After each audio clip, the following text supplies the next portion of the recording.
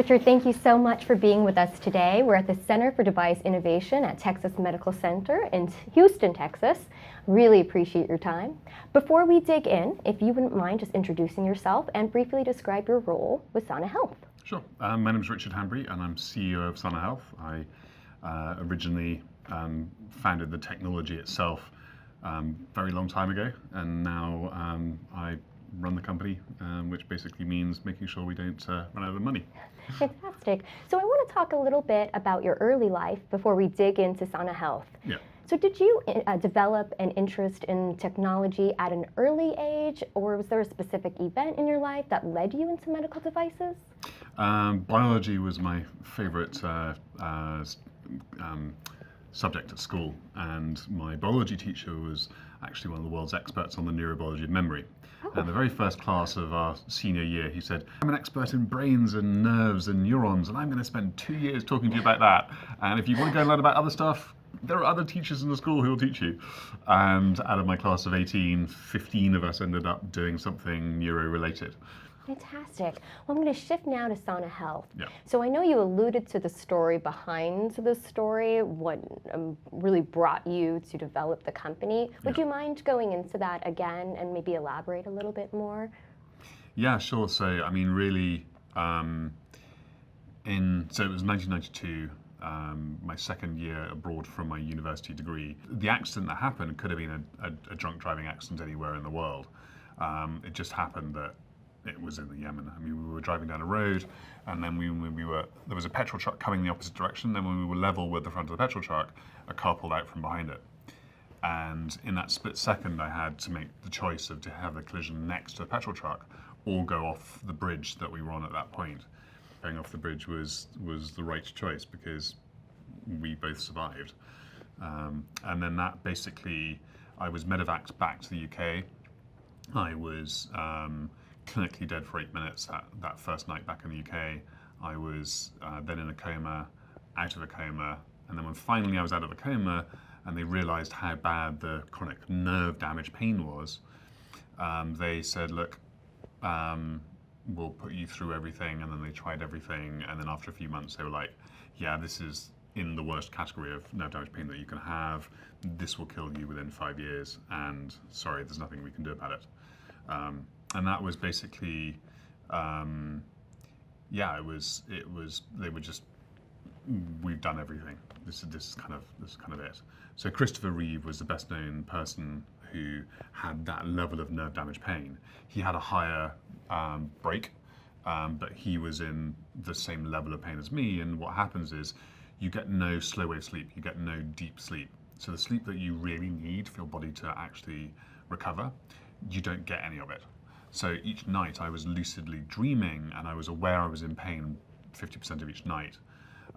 So yeah, the reality is, had I actually not got my aha moment in hospital, there's no way I would have waited for that 5-year period, because I didn't have a wife and kid at that point, and there's no quality of life. I don't understand how anybody withstands that level of pain and wants to carry on living, because there's just no quality of life. But I got lucky in hospital. I watched a particular movie.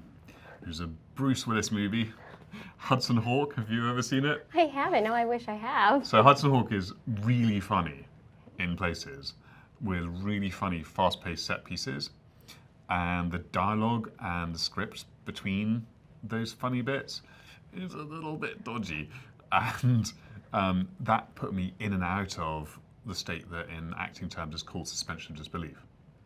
And what that is your brain, it's basically, the technical term is temporal hypofrontality. It's the front of your brain basically shutting down.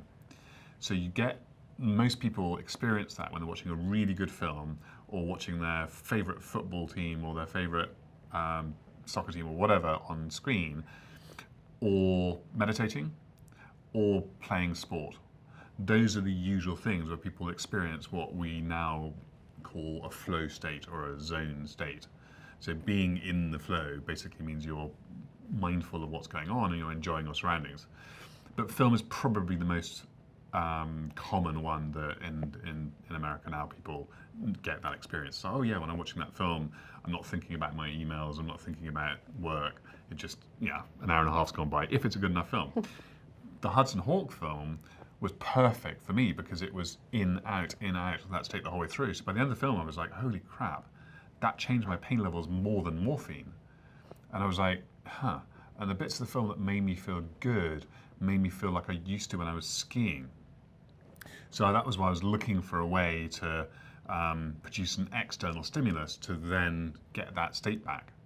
Because basically, meditation and hypnosis and cognitive behavioral therapy are things that are used and were used on me to try and solve chronic pain. But the problem is you've got so much, when you're over a certain level of pain, that stuff just can't cut through the noise. You need something outside stimulus to go, this is how you actually get back to relaxed. It's like if you think about fight, flight, and rest and recovery. When you're in chronic pain, you're permanently in fight, flight, which means you're more sensitive to everything. Every pain signal gets amplified because you are in fight, flight. And those two things basically brought me down towards rest and recovery while I was watching that film. So I was looking for a way, how do I reproduce that? How do I find a way to get myself from fight, flight into rest and recovery? At that stage, neuroplasticity as a word had been coined. People had mentioned the word, but no one believed it was a real thing. No one believed that the brain could actually in any way fix itself. So all I was looking for was a better painkiller. And what happened with the earliest prototypes is there was one day when I just got a couple of minutes of being pain-free after using the device for the first time. Because what I was getting to start off with was just less pain while I was using the stimulus, like watching the film, but there was no after effect. And then one day I had those first couple of minutes of like, oh, that is not actually hurting now. And then the 2 minutes went by and it stopped, but I was like, okay, I can't remember the exact words I said to myself, but the technical term now would be design freeze. Stop changing anything, just see if that works. And I carried on using the same thing every day. And then by the end of 3 months, that 2 minutes had become my first 24 hours. And I haven't had a minute's nerve damage pain since October 30th, 1993, which was the end of that 3 months. It literally removed the whole thing. It then took me about 6 months to realize that the pain wasn't coming back. At that point, it was like, okay, well, how do I get this to help all the other people that have spinal injuries, that have the same kind of problem? And the health service in the UK is brilliant for what it does. It's not brilliant for funding research. It's not set up to fund research. So even all the doctors that were in my hospital wanted to do research, wanted me to come back to do it, they couldn't find the money to do it. I ended up talking to army people, and they wanted to know how to help people resist interrogation. In that first proper talk with one of these people, they were like, oh, but hang on, if this works by producing this flow or zone state, you can help us with speed driving, marksmanship, endurance, all the things we actually care about to stop people getting captured in the first place. So that started all the military and sports work. And the technology just wasn't there to create something that someone can actually use at home whenever they need to, which when you're trying to trigger the body to heal itself, what you need is something that someone's using a little bit every single day. I mean, trying to do it in one go it's like someone trying to miss a meal and thinking that's suddenly going to be a diet. It's not, it's the consistent everyday use of it. And that was why it took so long to get from there to where we are now, because technology took a while to catch up. Now the technology's caught up, so now we have the device that people can use at home. Story is unbelievable. I mean, it truly is that necessity is the mother of innovation. Indeed. So case in point, I love that. Would you show us your technology? Yeah, sure. So this is the device now. Basically, you've got pulsed light through the eyes, sound through headphones, and the key to how the device works is we've got a sensor on the forehead that's measuring someone's individual biometrics. So it's measuring how relaxed you are at a particular point in time. So remember, the entire purpose of the device is to get someone from fight-flight towards rest and recovery. So whether it's pain management or getting someone with insomnia to sleep, you're trying to get someone just to relax a lot.